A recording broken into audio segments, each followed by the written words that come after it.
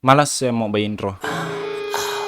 Saya bosan, konten kurang masuk. Jadi hari ini saya mau cakap pasal golongan yang cetek pikiran, konten yang bahambur di ruangan komen saya. Kali ini saya mau pukul rata, kasih paham dorang yang dorang tuh hipokrit nomor 1 dan 2. Banyak kali sudah saya review komen, tapi first time untuk komen TikTok. Jadi kiranya ini salam perkenalan saya sama orang-orang baru lah. Saya mau kasih paham dorang konten macam mana yang saya buat.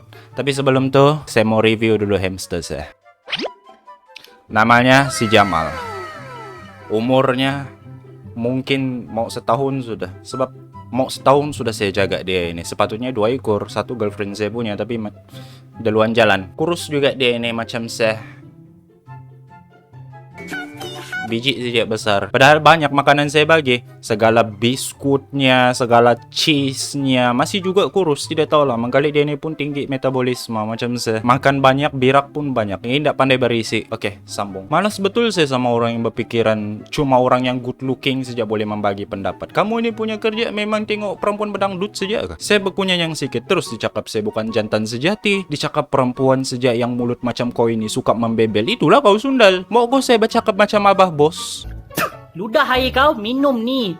Minum ini air ludahan syaitanan. Baguslah itu saya tidak sudah teriak-teriak macam dulu. Asal tidak up sejak sama dia punya tes terus tidak valid. Tunggu si Sajat dulu bercakap barulah valid. Itulah pikiran terlampau kabut sama gambar langsir daging. Malar di mau orang yang good looking saja. Valid dia punya pendapat. Kalaupun bodoh tu pendapat valid sebab dia akan cantik. Miring-miring sudah pikirannya sampai kalau tiada jedak-jeduk ndak best kunun. Kalau kali disuruhnya kau kirim semua duit ke WSP mu sebab dia good looking kali dikirim juga. Tidak juga saya cakap yang saya punya pendapat itu pandai, cuma itulah kamu nih hipokrit. Saya lain pendapat dari dia. Dari pengalaman saya lah kan, uruslah diri sendiri dulu.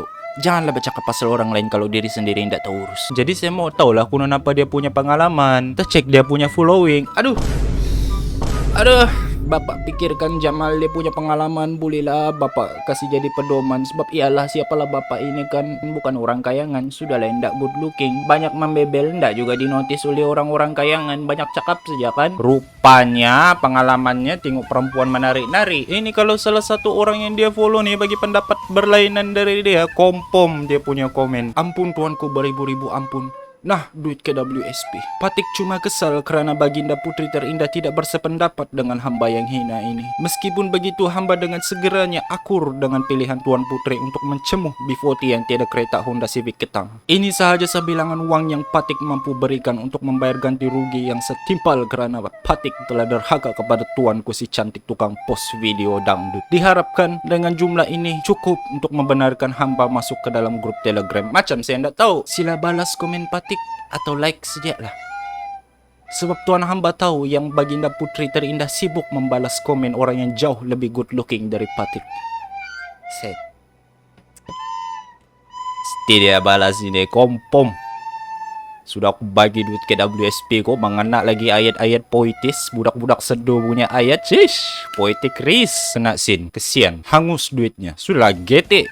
Hipokrit lagi tuh. Diri sendiri ndak good looking mau menyakap saya ndak good looking. Ada cermin kah di rumahmu ini? Saya ada. Kalau mau pinjam boleh. Bayar RM300 satu kali pandang. Mana lagi yang mengomen konten di media sosial. Biasa lah. Kalau kau tidak suka jangan banyak cakap terus swipe. Ay, ini konten saya. Saya boleh guna ayat kau untuk lawan balik nama pun media sosial. Memang konten saya jenis pukul rata. Saya tidak paksa pun kau tengok konten saya. Kalau tidak suka swipe terus. Janganlah dengar saya membebel. Yang kau sakit nak komen kenapa bro? Sudah begitu. Kalau tadi konten yang dia backup itu betul-betul lah berisi indah apa. Ini konten orang minta perhatian mempost ayat kopiori. Rupanya dia salah satu orang yang kononnya berjuang demi maruah orang-orang yang berpura-pura sendu sebab tren. Kalau saya komen balas balik terus kita dicakap. Saya tertrigger oleh komen dia. Anduk bah, dia yang kuyak tengok video saya sampai komen bukan-bukan dipikirnya dia menang kalau saya komen balik. Sebab kunun deep komen murahannya sampai saya terpaksa balas kunun. Kalau dibiar pun dia menang sebab dia punya komen savage sampai saya tidak mampu balas. Macam mana lah kunun kalau kalah? Delete komen. Kalau delete komen lagi lah kamu menang kan. Uis Jo delete komen Jo. Kompom dia terasa sama komen saya. Itulah dia delete. Entahlah Jamil. Tak sehaluan cerita kita. Saya tunjuk bulan kau nampak langit. Kalau kali saya pakai baju PBSM mesti kau cakap saya tumpang Azia merah. Nasib saya bekas Senjon. Mana lagi yang bercakap saya ni kunun bikin malu Sabah. Mengasih malu orang Sabah. Ini bila masa lagi saya cakap saya wakil Sabah ini. Saya bukan atlet. Di bio saya pun tidak saya cakap wakil Sabah dalam pertandingan menganjing. Tidak pun. Kecewa kau saya lahir di Sabah tapi lain pendapat pendapat sama kau. Kasi patah lah aku punya isi kalau begitu. Asal logat Sabah saja bersuara lain dari dia punya seruling, teruslah bikin malu. Jadi kunun adalah kau ni mengharumkan nama Sabah. Adalah kunun namamu naik di podium mana-mana. Saya tidak niat pun mengisi malu orang Sabah. Tidak pun saya buat komen atau video yang berbaurkan resis. Kau yang lebih-lebih klaim saya bikin malu. Nama beliau maupun saya hendak petik, kaumnya yang malu. Peduli ku apa pasal kau punya keluarga? Tidak kaitan sama saya. Tidak masa saya mau mewakil kau punya sekolah. Itulah, semua benda mau dipolitikkan. Semua benda salah pati lawan. Kan jadi resis sudah. Di mau di orang ini semua orang satu pendapat sebulat suara dengan agenda bodohnya. Ndaklah saya boleh cakap apa-apa. Bikin malu kumpulan kunun.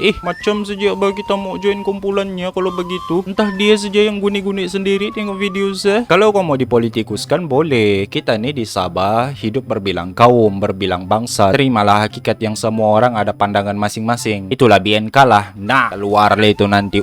Punya kaum warisan. Saya ndak ada sokong siapa-siapa. Ndak ada masa saya mau bermabuk-mabuk sama dunia politik. Bukan juga saya untung dapat tanah free. Saya cuma mau gunakan contoh itu untuk mengasih paham orang yang cakap saya ini bikin malu Sabah kunun. Semua benda mau dikasih politik. Benda-benda yang ndak patut. Saya cakap pasal makanan mahal, kau cerita pasal marwah orang Sabah. Gila. Terus jalah. Okay, bye. Bye bilang Jamal. Bye. Okay, bye bilangnya.